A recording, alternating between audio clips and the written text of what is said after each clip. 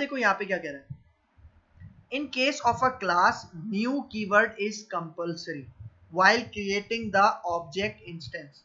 On the other hand, new keyword is not compulsory while working with structures. इसका मतलब कि जब भी हम क्लास का ऑब्जेक्ट बनाते हैं ना, तो उसके लिए हमें न्यू कीवर्ड लाजमी देना होता है, ये कंपलसरी है, ठीक है। लेकिन दूसरी तरफ अगर हम स्ट्रक्चर्स का ऑब्जेक्ट बना रहे हैं, ठीक है, तो वहां पे न्यू कीवर्ड कंपलसरी नहीं है, मैंडेटरी नहीं है, ठीक है। अगर मैं इसको करके दिखाऊं तो यहाँ पे देखो, मैं यहाँ पे आता हूं, मैं पहले स्ट्रक्ट हटाता हूं और यहाँ पे मैं इसको क्लास देता हूं, ठीक है।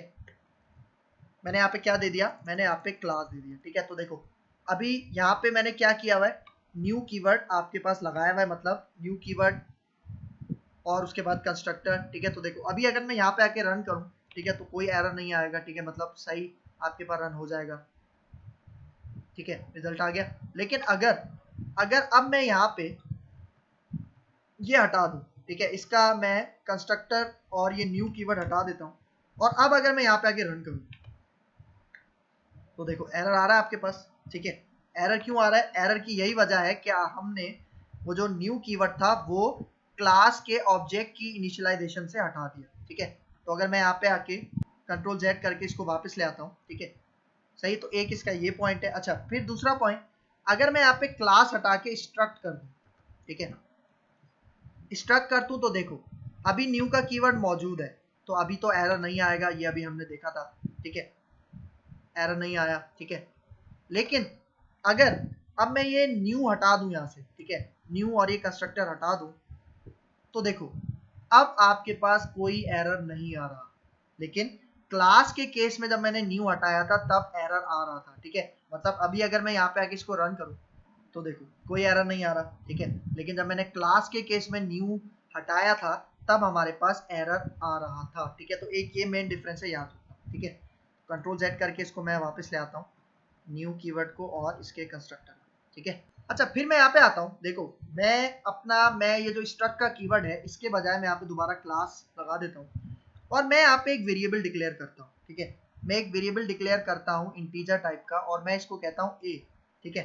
तो देखो अभी मैं इसको इनिशियलाइज नहीं कर रहा, ठीक है, मैं इस वेरिएबल को इनिशियलाइज नहीं कर रहा और इस ए वेरिएबल को मैं यूज कर लेता हूँ अपने इस func1 के मेथड में, ठीक है। तो देखो ये जो कंसोल डॉट राइट लाइन है, मैं इसी के अंदर ये ए का वेरिएबल क्या कर लेता हूँ, कॉन्कैटिनेट कर लेता हूँ, ठीक है। और अब अगर मैं यहाँ पे आके रन करूँ तो देखना होगा क्या, क्योंकि देखो ए को मैंने इनिशियलाइज नहीं किया तो ए के अंदर वैल्यू क्या जाएगी। तो देखो अगर मैं रन करूँ तो देखो ए के अंदर वैल्यू क्या स्टोर हो रही है, 0। अब ये 0 वैल्यू डिफॉल्ट वैल्यू होती है तो हमें पता है, लेकिन इस ए को ये 0 वैल्यू इनिशियलाइज कौन कर रहा है, ठीक है। मतलब देखो हमने तो ए को 0 वैल्यू नहीं दी ना, लेकिन इस ए को इनिशियलाइज कौन कर रहा है, इस ए को इनिशियलाइज कर रहा है आपका डिफॉल्ट कंस्ट्रक्टर, ठीक है। क्योंकि जब डिफॉल्ट कंस्ट्रक्टर चलेगा तो वो आपकी इस ए के वेरिएबल के अंदर डिफॉल्ट वैल्यू क्या सेट कर देगा, 0 सेट कर देगा, ठीक है। और वो यहाँ पे आके प्रिंट हो जाएगा, ठीक है, सही है। और सेम इसी तरह अगर आप अपनी कोई वैल्यू सेट कर देते हो तो इस केस में आपके पास वो डिफॉल्ट कंस्ट्रक्टर नहीं चलेगा और जो वैल्यू आपने सेट की है वही आपको यहाँ पे नजर आ जाएगी, ठीक है। देखो 10 आ रहा है, ठीक है, सही है। मैं यहाँ पे इनिशियलाइजेशन इसकी खत्म करता हूँ, ठीक है। अच्छा, अगर यहाँ पे अब क्लास नहीं हो, ठीक है, अगर यहाँ पे स्ट्रक्ट हो, ठीक है, अगर यहाँ पे स्ट्रक्ट हो, ठीक है, और मैंने क्या बताया था स्ट्रक्ट के अंदर भी कंस्ट्रक्टर होता है, इसका मतलब अब जब मैं स्ट्रक्ट को रन करूंगा, ठीक है, देखो मैंने कंस्ट्रक्टर यहाँ पे बनाया हुआ ना, तो इसका मतलब अब स्ट्रक्ट का कंस्ट्रक्टर क्या करेगा कि वो उस ए की वैल्यू को इनिशियलाइज कर देगा और मतलब यहाँ पे भी हमें रिजल्ट क्या मिल जाएगा, 0 मिल जाएगा, ठीक है, 0 मिल गया। लेकिन अब आते हैं इसके डिफरेंस के ऊपर, ठीक है। मतलब देखो यहाँ पे जब हमारे पास क्लास था, ठीक है, सही है, मेरे पास यहाँ पे मैंने क्लास लगा दिया और मैं कहता हूं कि भाई ये जो न्यू का कीवर्ड है इसको मैं यहाँ से हटा देता हूँ, ठीक है, और मैं इसको इस तरह से इनिशियलाइज करने की कोशिश करता हूं। मैं कहता हूं p dot a is equal to 10, ठीक है। तो देखो मैं ये काम नहीं कर सकता, क्लास के केस में मैं इस तरह से इनिशियलाइज नहीं कर सकता, देख रहे हो क्यों, क्योंकि न्यू कीवर्ड मैंडेटरी होता है, कंपलसरी होता है। ठीक है, जब आप क्लास का ऑब्जेक्ट बनाते हो, ठीक है, तो देखो ये इनिशियलाइज करने से मना कर रहा है, क्यों? क्योंकि इसका ऑब्जेक्ट नहीं है, न्यू कीवर्ड नहीं है। लेकिन अगर मैं यही काम स्ट्रक्ट के थ्रू करवाऊं, मतलब मैं यहाँ से क्लास का कीवर्ड हटाता हूं और मैं यहाँ पे स्ट्रक्ट लगा देता हूँ, तो देखो जैसे ही मैंने स्ट्रक्ट लगाया, अब देखो अब यहाँ पे एरर चला गया, और अब अगर मैं यहाँ पे आके इसको रन करूं तो हमारे पास ये रन हो जाएगा, ठीक है, और यहाँ पे रिजल्ट क्या आ जाएगा आपके पास 10, ठीक है। तो देखो ये एक मेन डिफरेंस था किसके दरमियान, स्ट्रक्ट और क्लास के दरमियान, ठीक है। तो देखो अगर मैं इसकी थ्योरी आपको समझाऊं, अब देखो यहाँ पे क्या कह रहा है, in case of structures if you don't specify new keyword and constructor, मतलब स्ट्रक्चर्स के केस में अगर आपने न्यू कीवर्ड और कंस्ट्रक्टर नहीं बनाया, then you have to explicitly initialise the field.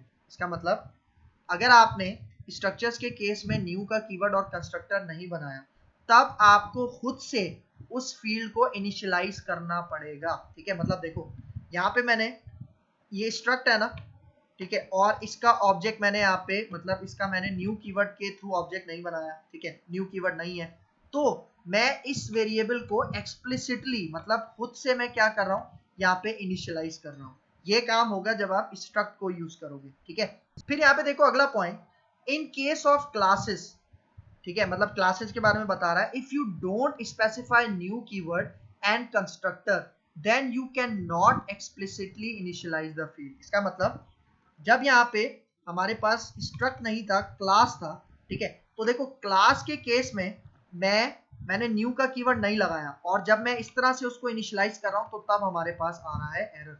तो यही पॉइंट यहाँ पे कह रहा है, in case of classes if you don't specify new keyword and constructor then you can not explicitly initialise the field.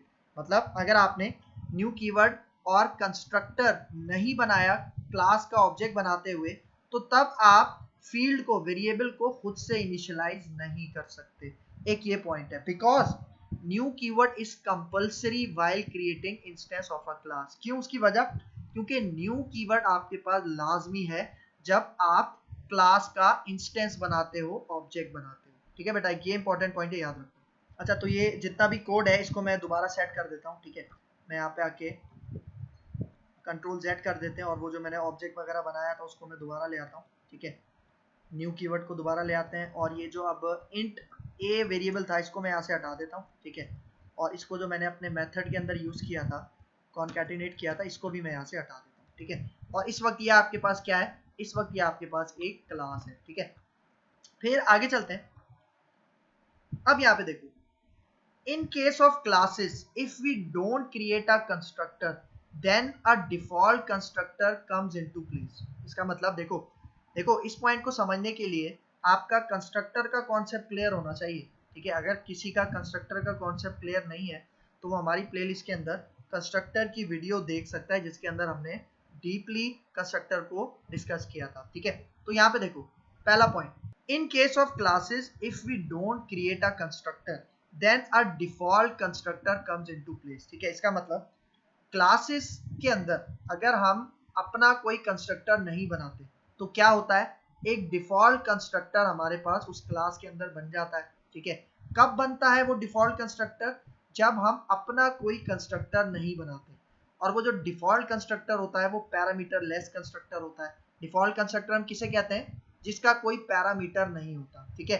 तो क्लासेस के केस में क्या होता है कि अगर मैंने अपना कोई कंस्ट्रक्टर नहीं बनाया तो हमारी क्लास के अंदर एक डिफॉल्ट कंस्ट्रक्टर आ जाता है, ठीक है। ये इसका एक पॉइंट है, ठीक है। फिर यहाँ पे देखो, in case of classes we can explicitly create default constructor, जिसको पैरामीटर लेस कंस्ट्रक्टर भी कहा जाता है, एंड पैरामीटराइज कंस्ट्रक्टर। इसका मतलब हम अपनी क्लासेस के अंदर कौन कौन से कंस्ट्रक्टर खुद से बना सकते हैं, हम डिफॉल्ट कंस्ट्रक्टर बना सकते हैं जिसको पैरामीटर लेस कंस्ट्रक्टर भी कहा जाता है, और इसके साथ साथ हम पैरामीटराइज कंस्ट्रक्टर भी खुद से बना सकते हैं, एक्सप्लिसिटली बना सकते हैं, ठीक है।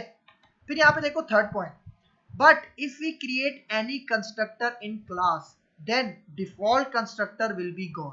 इसका मतलब अगर मैं अपनी क्लास के अंदर एक भी कंस्ट्रक्टर बना लेता हूं तो वो जो डिफॉल्ट कंस्ट्रक्टर होता है ना, वो आपके पास चला जाता है, ठीक है। मतलब वो आपके पास गॉन हो जाता है, वो हमारे पास अब यूज में नहीं आता। ठीक है, तो देखो मैं यहाँ पे आता हूँ। ठीक है, देखो अभी मेरे पास एक कंस्ट्रक्टर है। ठीक है, और ये कौन सा कंस्ट्रक्टर है? डिफॉल्ट कंस्ट्रक्टर है। अगर आप इसके ऊपर माउस लेके जाओ तो देखो ये बता रहा है कि ये डिफॉल्ट कंस्ट्रक्टर, जो कि मतलब जब भी आप ऑब्जेक्ट बनाते हो तो क्या होता है, डिफॉल्ट कंस्ट्रक्टर इस क्लास के अंदर मौजूद होता है, वो बन जाता है, वो कॉल हो जाता है। ठीक है, तो यहाँ पे अभी देखो डिफॉल्ट कंस्ट्रक्टर मौजूद है, लेकिन अगर मैं यहाँ पे अपना कोई कंस्ट्रक्टर बना लूं, मतलब मैं यहाँ पे कहता हूँ पब्लिक, और आपको पता है कि कंस्ट्रक्टर, हम कंस्ट्रक्टर का नाम क्या रखते हैं? नाम वही रखते हैं जो हमारी क्लास का नाम होता है। ठीक है, तो देखो मैं यहाँ पे कह रहा हूँ पब्लिक प्रोग्राम, और कंस्ट्रक्टर की कोई रिटर्न टाइप भी नहीं होती। ठीक है, तो मैं कह रहा हूँ कि ये हमारे पास एक पैरामीटराइज्ड कंस्ट्रक्टर होगा। ठीक है, मैं इसको कह देता हूँ इंट आई। ठीक है, और यहाँ पे मैं एक वेरिएबल बना लेता हूँ इंट आई। ठीक है, और मैं कह रहा हूँ कि भाई ये जो वेरिएबल है ये इंस्टेंस मेंबर है, और मैं कह रहा हूँ कि इस इंस्टेंस मेंबर के अंदर this dot i is equal to i. ठीक है, मतलब जब एक कंस्ट्रक्टर कॉल होगा, जो भी वैल्यू मैं यहाँ पे पास करूंगा वो कहाँ पे स्टोर हो जानी चाहिए? हमारे इस वेरिएबल के अंदर स्टोर हो जानी चाहिए। ठीक है, तो देखो अब यहाँ पे देखो, जैसे ही मैंने अपना कंस्ट्रक्टर बनाया, इसका मतलब इस क्लास के अंदर जो डिफॉल्ट कंस्ट्रक्टर था, पैरामीटर लेस कंस्ट्रक्टर था, वो चला गया, वो गॉन हो गया। ठीक है, सही है। मतलब देखो यहाँ पे क्या कह रहा है, but if we create any constructor in class then default constructor will be gone. ठीक है, तो देखो वो जो डिफॉल्ट कंस्ट्रक्टर था वो हमारे पास चला गया। तो देखो जैसे ही मैंने अपना कंस्ट्रक्टर बनाया, तो मैंने जो कंस्ट्रक्टर बनाया है वो तो एक पैरामीटर लेता है ना, तो तभी देखो, तभी यहाँ पे आपके पास आ रहा है एरर, क्योंकि अगर आप इसके ऊपर माउस लेके जाओ तो देखो ये क्या कह रहा है टूल टिप में, ये कह रहा है कि एक आई का पैरामीटर एक्सपेक्टेड है। ठीक है, तभी यहाँ पे एरर आ रहा है। तो अगर मैं यहाँ पे 20 पास करूँ तो देखो एरर चला गया, क्योंकि 20 कहाँ पे जाके स्टोर हो गया? इस आई के वेरिएबल में, पैरामीटर में जाके स्टोर हो गया। ठीक है, तो ये तो होता है आपके पास क्लासेस के केस में।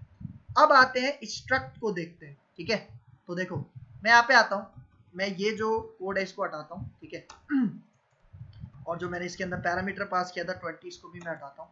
ठीक है, और अब मैं यहाँ पे बात कर रहा हूँ स्ट्रक्ट की। ठीक है, तो अब मैं क्लास का कीवर्ड यहाँ से हटा के स्ट्रक्ट लगा देता हूँ। ठीक है, तो इसको सेव करते हैं। अब देखो यहाँ पे क्या कह रहा है, in case of structure if we don't create a constructor then a default constructor comes into place. ठीक है, मतलब यहाँ पे यही कह रहा है कि अगर हम अपना कोई कंस्ट्रक्टर क्रिएट नहीं करते तो यहाँ पे भी डिफॉल्ट कंस्ट्रक्टर आ जाता है। ये तो वही सिमिलैरिटी है किसके अंदर? क्लास के अंदर और स्ट्रक्चर के अंदर। ठीक है, मतलब अगर आप अपना कोई भी कंस्ट्रक्टर नहीं बनाते तो डिफॉल्ट कंस्ट्रक्टर मौजूद होता है। ठीक है, तो यहाँ पे देखो, यहाँ पे मैंने अभी कोई कंस्ट्रक्टर नहीं बनाया, इसका मतलब डिफॉल्ट कंस्ट्रक्टर यहाँ पे मौजूद है। ठीक है, अब देखो सेकंड पॉइंट, अब देखो क्या कह रहा है, in case of structure we can not explicitly create default constructor. इसका मतलब हम स्ट्रक्चर के केस में खुद से डिफॉल्ट कंस्ट्रक्टर नहीं बना सकते। ठीक है, मतलब क्लास के केस में मैं डिफॉल्ट कंस्ट्रक्टर बना सकता हूं, लेकिन स्ट्रक्चर के केस में मैं खुद से डिफॉल्ट कंस्ट्रक्टर नहीं बना सकता। भाई देखो, अगर मैं यहाँ पे आऊं, अगर मैं यहाँ पे दोबारा इसको क्लास कर दूं, ठीक है, सही है, और यहाँ पे आके मैं एक, पहले मैंने पैरामीटराइज कंस्ट्रक्टर बनाया था, अब मैं यहाँ पे आके डिफॉल्ट कंस्ट्रक्टर बनाता हूँ। ठीक है, डिफॉल्ट कंस्ट्रक्टर कौन सा होता है? जिसके अंदर कोई पैरामीटर नहीं होता। ठीक है, तो देखो अगर मैंने यहाँ पे डिफॉल्ट कंस्ट्रक्टर बनाया और अगर मैं यहाँ पे आके इसको बिल्ड करूँ तो हमारे पास कोई एरर नहीं आएगा। देखो बिल्ड क्या हो गया?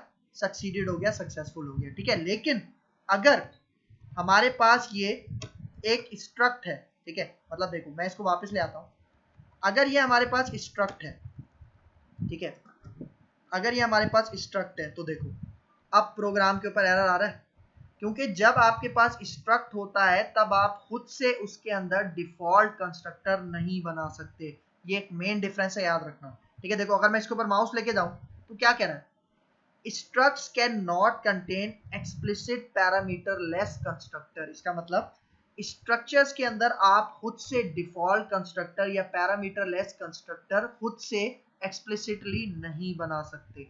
ये एक पॉइंट याद रखना है आपने। ठीक है, लेकिन अगर यही क्लास होता, ठीक है, तो हमारे पास ये काम मैं कर सकता था। देखो एरर चला गया, और जब मैंने इसको बिल्ड करके आपको दिखाया था तो बिल्ड भी आपके पास सक्सीडेड हो रहा था। ठीक है, तो एक ये मेन पॉइंट है, याद रखना। ठीक है, अच्छा अगर अब मैं इसको दोबारा स्ट्रक्ट कर देता हूं, ठीक है, सही है, मैंने यहाँ पे इसको क्या कर दिया, स्ट्रक्ट कर दिया, ठीक है। अब अगर मैं इसके अंदर कोई पैरामीटराइज कंस्ट्रक्टर बनाऊं, ठीक है, मैं यहाँ पे कहता हूं पब्लिक, ठीक है, और प्रोग्राम, ठीक है, क्योंकि देखो डिफॉल्ट कंस्ट्रक्टर तो मैं बना ही नहीं सकता, ठीक है, मुझे यहाँ पे जब भी मुझे कोई कंस्ट्रक्टर बनाना पड़ेगा स्ट्रक्ट के अंदर तो वो लाजमी पैरामीटराइज होगा, ठीक है। मैं इसके अंदर पास कर देता हूँ इंट आई, ठीक है, तो देखो जैसे ही इंट आई पास कर दिया तो देखो कोई एरर नहीं आ रहा, ठीक है। लेकिन आप एक चीज नोटिस करो, आप एक चीज नोटिस करो, जब मैंने पैरामीटराइज कंस्ट्रक्टर बनाया है तो इसके अंदर डिफॉल्ट कंस्ट्रक्टर भी मौजूद है, स्ट्रक्ट के अंदर डिफॉल्ट कंस्ट्रक्टर भी मौजूद है, क्योंकि देखो क्लास के केस में क्या आता था कि जैसे ही मैं पैरामीटराइज कंस्ट्रक्टर बनाता था तो वो जो डिफॉल्ट कंस्ट्रक्टर होता था वो गॉन हो जाता था, वो चला जाता था, ठीक है। लेकिन यहाँ पे ऐसा नहीं हो रहा, यहाँ पे देखो मैंने एक ही कंस्ट्रक्टर बनाया हुआ है, लेकिन अगर आप नीचे जाओ, देखो स्ट्रक्ट के अंदर मैंने एक ही कंस्ट्रक्टर बनाया हुआ ना, लेकिन अगर आप नीचे जाओ तो मैं इसके ऊपर यहाँ पे देखो, मैं इसके कर्ली ब्रैकेट ओपन करता हूँ तो यहाँ पे देखो कितने कंस्ट्रक्टर दिखा रहा है आपको, 1 of 2। एक कंस्ट्रक्टर डिफॉल्ट कंस्ट्रक्टर है, ठीक है, जिसको इस वक्त मैं कॉल कर रहा हूँ इस वक्त, ठीक है।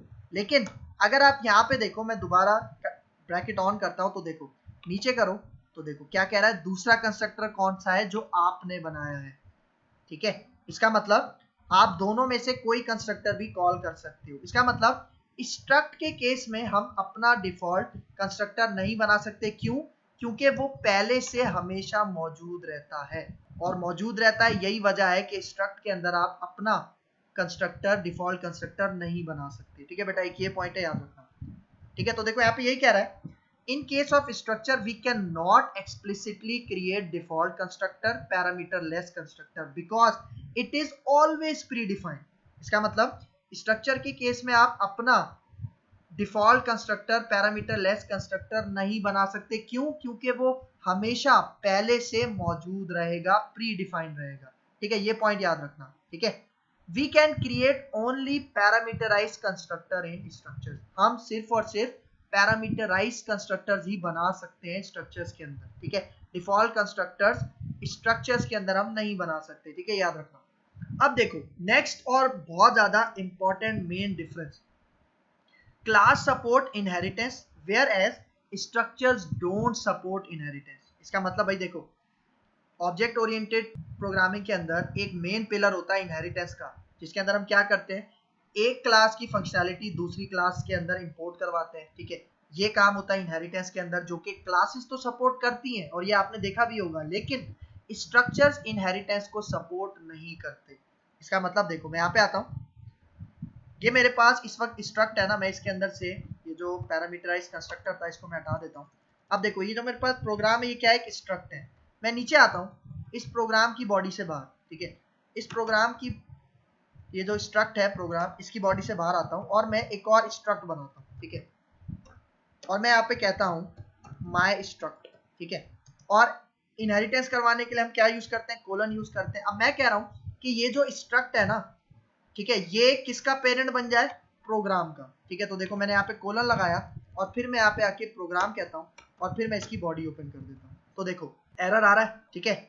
यही वजह है कि मैं स्ट्रक्ट के केस में इनहेरिटेंस नहीं कर सकता, क्योंकि स्ट्रक्चर्स के केस के अंदर आपके पास इनहेरिटेंस सपोर्टेड नहीं होती, ठीक है।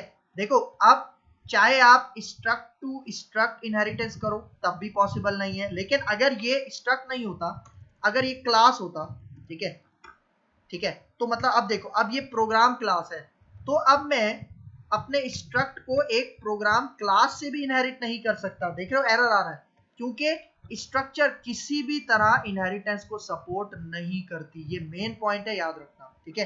सही, इसको मैं अब हटा देता हूं यहां से, ठीक है। तो एक ये मेन पॉइंट है, याद रखना कि क्लासेस सपोर्ट करती है इनहेरिटेंस को, लेकिन स्ट्रक्चर सपोर्ट नहीं करते इनहेरिटेंस को, ठीक है, एक ये पॉइंट है।